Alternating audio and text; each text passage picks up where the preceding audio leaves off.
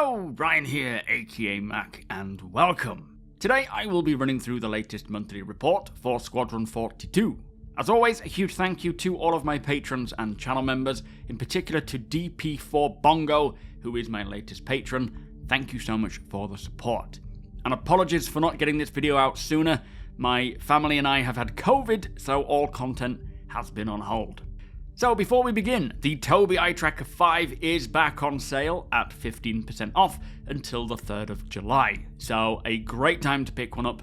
I use it every time I play Star Citizen, and I can most definitely recommend it. And following that link in the description below will take you to that offer, plus it does give my channel a direct kickback, so thank you so much in advance. So starting with the AI content team, a new background manager to handle all non-scene scripted sequences has been developed, which has streamlined the main mission manager, stabilizing it for core flow operations and significantly reducing bugs. And hopefully this is something that they can utilize in the persistent universe as well, helping to flesh out more missions quicker perhaps. Now for the opening level, they have completed the R&D for the new Look At technology that will improve visuals when NPCs look at the player, allowing them to glance weakly or stare strongly, based on the situation. Now this is going to be quite interesting to experience, and again should be applicable to the persistent universe eventually, and as we know in Squadron 42's campaign, you will be able to engage with any of the NPCs on the Idris, and probably further afield as well, getting to know them or even annoy them by, say, walking away while they're in mid-sentence, and they will remember this kind of action and then react to you appropriately throughout the rest of the campaign. So I'm really looking forward to seeing just how realistic these interactions are going to be. It is another small but very impactful addition, I feel. Now the chow line, which is where the NPCs stationed on the Idris will get food, has been improved again, decreasing idle times between interactions, making the AI feel more responsive and realistic. I do suspect that this is taking quite a lot of really close inspection playthroughs, just so that it feels right, feels natural, and not too Uncanny Valley style. Janitor cleaning spots were also adjusted to avoid high traffic areas, which they say helped to reduce bugs, plus cleaning spot regeneration now occurs only when the players are not nearby, enhancing both performance and realism. It is going to be great when we start seeing NPC janitors appearing in the persistent universe, helping to clean up all that litter left by players, which will not just look somewhat immersive, but actually help in terms of performance as well. But I really hope that the players do have the opportunity to roleplay as a janitor at some point in the verse. That would be a really great starting point for the hardcore Zero to Hero. Now moving on to AI features, they work towards consistent behaviors across different combat scenarios, ensuring that AI characters react in believable ways no matter what situation they're in. The team also began improving and unifying perception reactions, improving cover use in different scenarios, and making a holistic evaluation of all combat elements to ensure they work as intended. Now, AI capabilities in the PU are slowly beginning to reveal themselves more and more as they make improvements to server stability and so on. And on a few occasions now, NPCs, be that human or creature, have displayed some pretty interesting tactics and aggression. And once these server issues are no longer an issue, and all of this AI work that we've been reading about is implemented, alongside all of these little additions in Squadron, it is going to be really interesting to see just how Star Citizen's NPCs feel in comparison to other games.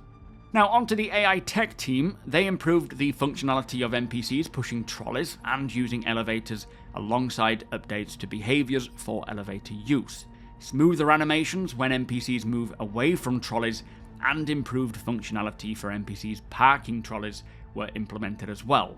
Now as we know, NPC combatants are not the only important aspect for AI in the persistent universe.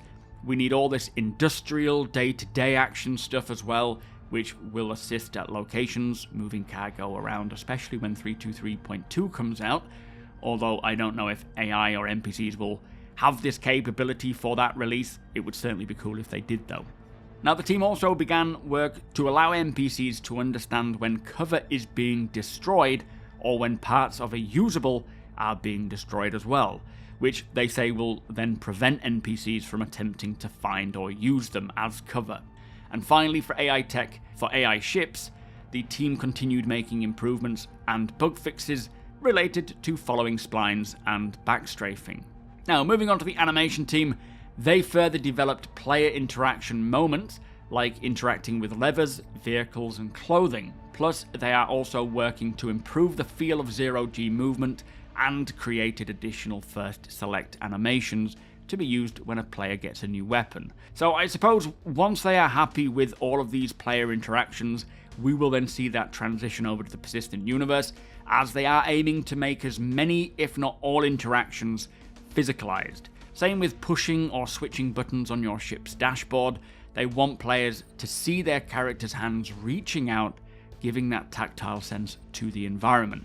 And it will look so cool when that comes to the PU. I was hoping it would come in with the first patch of the year after we saw it at CitizenCon, but it didn't quite make it, so it looks like they just need a bit more refinement.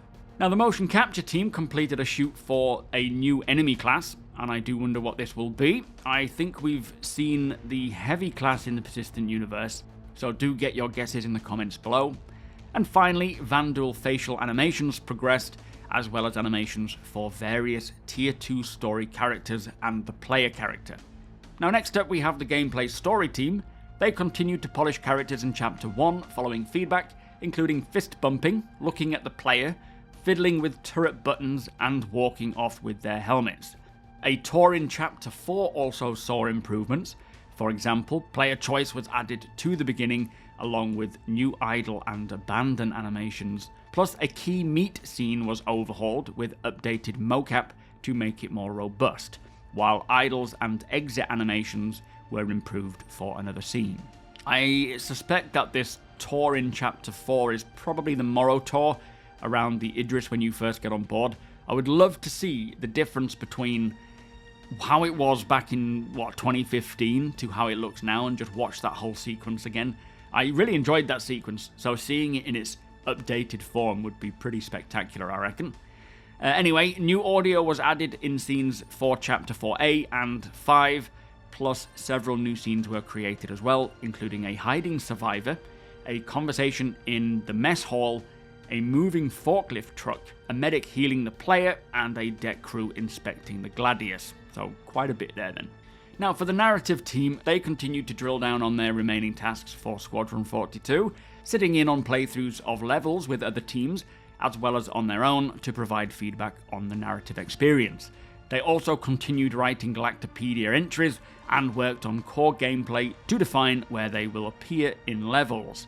Cannot wait to get the Galactopedia app into the persistent universe. It is a great way to just read up on the lore or the information of the verse while, say, quantum traveling. It's going to be lovely.